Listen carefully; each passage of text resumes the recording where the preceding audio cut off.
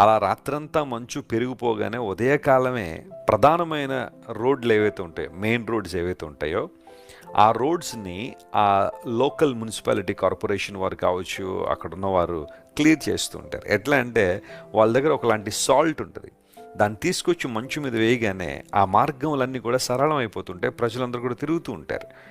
ఈ విషయాన్ని నేను గమనించినప్పుడు దేవునికి కూడా మనం అవకాశం ఇవ్వగలిగితే ఆయన తన శక్తి ద్వారా, బలం ద్వారా మనల్ని నడిపించే దేవుడు. ఆయన మన త్రోవలు సరళం చేస్తాడు.